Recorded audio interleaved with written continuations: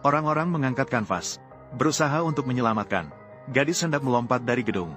Saat itu seorang pengantar makanan, tiba-tiba merangkak di bawah kanvas. Karena dia tahu dengan jelas, kanvas tidak bisa menahan dampak dari gadis itu. Jadi dia tanpa ragu berbaring di tanah, membuat bantalan daging untuk gadis itu. Saat gadis itu jatuh, pemuda itu mengeluarkan suara tertekan. Sakitnya membuat seluruh tubuhnya bergetar. Orang-orang dengan panik mengangkat gadis itu dan berlari ke rumah sakit. Tidak ada yang memperhatikan bahwa pengantar makanan ini, orang yang paling terluka, seorang wanita kaya yang cantik yang lewat, melihat wajahnya yang pucat, ingin membawanya ke rumah sakit. Tapi pemuda itu melihat ponselnya. Pesanan hampir melewati batas waktu.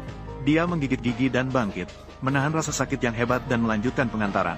Akhirnya terlambat 3 menit. Begitu pintu dibuka, suara makian dari pelanggan langsung menghujani mereka. Menghujani wajahnya dengan seluruh pesanan makanan. Kuahnya mengalir di pipinya. Pengantar makanan mengepalkan tinjunya. Di ambang kehancuran, bisa terbayang anak laki-lakinya yang bersekolah, dan ayahnya yang terbaring lumpuh di tempat tidur. Dia tetap menahan rasa sakitnya. Diam-diam merapikan sisa-sisa dan pergi. Dia tidak tahu, semua ini dilihat oleh ayahnya yang lumpuh. Ayah, kakek bukanlah pasien stroke. Dia jelas adalah orang terkaya di dunia dengan kekayaan triliunan.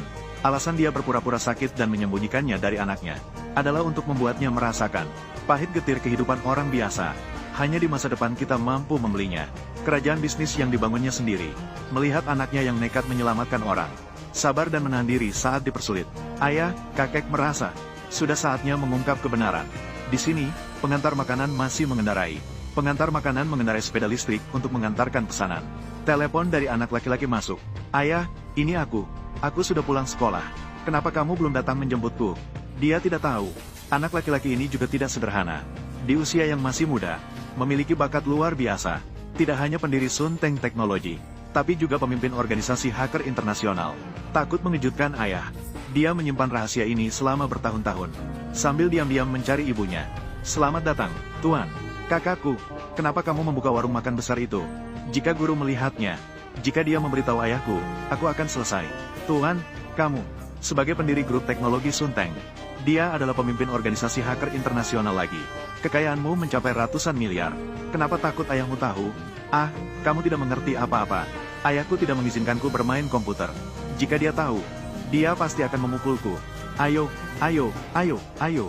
8 tahun yang lalu, saat pengantar makanan mengantarkan pesanan, pernah berhubungan dengan seorang wanita. Setahun kemudian pergi lagi ke hotel itu untuk mengantar pesanan. Begitu membuka pintu, terlihat seorang bayi terbaring di atas tempat tidur. Di sampingnya ada catatan yang tertulis, ini adalah anakmu. Jaga dia baik-baik.